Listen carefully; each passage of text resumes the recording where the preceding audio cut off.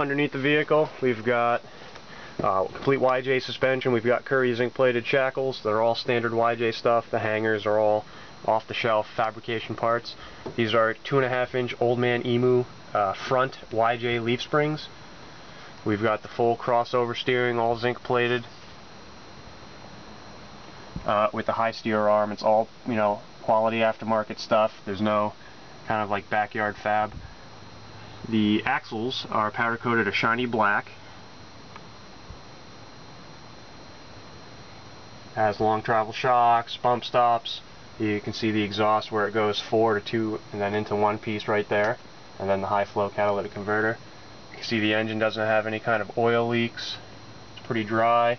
Has brand new clutch cable. Most Samurais have sticky clutch cables. This one doesn't. You know, all of the hardware has been replaced. Got longer brake lines. The knuckles have been completely rebuilt, so it's got brand new wheel bearings, kingpins, wipers, the whole 9 yards. So the axle is very tight up front, nice and clean.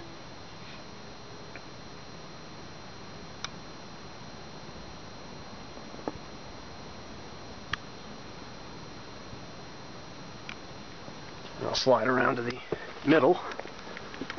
You can see here that the entire body has the poly body mounts, and those are all brand new. You see the texture on the frame is all powder coated, that flat textured black. It has the stock 373 open differentials. It has the high angle driveline 1310 CV drive shafts, as you can see.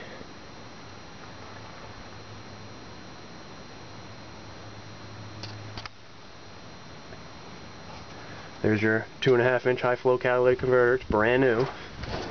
This also has a fabricated transmission cross member. The stock Samurai cross member interferes with aftermarket CV drive shafts. They won't clear the cross member right here. So I fabricated a brand new cross member that comes along. You can see it has recessed bolts, so it's nice and flat for off-roading. And there's the mount. It's the stock mount for the transmission. There's the adapter plate.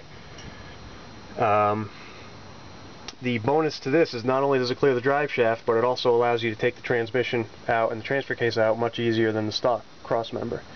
You can also see here it has been coated underneath with the same stuff that's on the interior of the vehicle.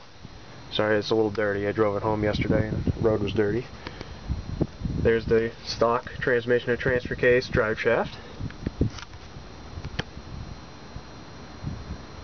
It uses the aluminum transfer case mounts.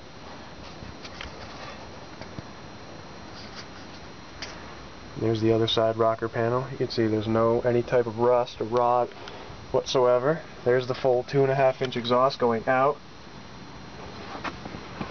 For the rear end, again, same stock 373 rear end. Has the 1310 CV high angle driveline drive shafts. These are about $900 for the pair of them. They're very heavy duty and they operate at, you know, the high angles and all that. You see the exhaust uses, you know, all the stock hangers. So nothing's flopping around. There's no cheesy aftermarket stuff here. So it's nice and rigid. We have a traction bar on the rear axle. Makes everything nice when you go to shift gears. It's very tight. You know, anytime you do spring over, the rear end tends to wrap up pretty good. So the traction bar is on there. And it goes to a shackle that goes to a cross member that was just for the traction bar, so it's very heavy duty.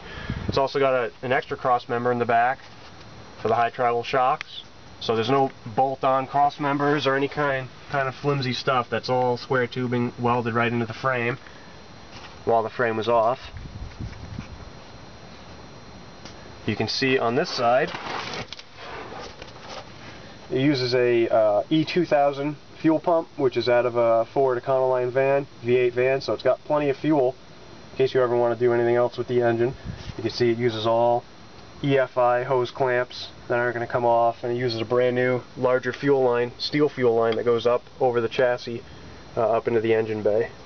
It uses a, you know, common fuel filter before the fuel pump, and then it uses the spin-on filter in the engine bay before they get up into the injectors. The fuel system on this is all brand new and clean. The injectors have been cleaned and they have all brand new O-rings and seals on them, so they shouldn't be leaking anytime soon.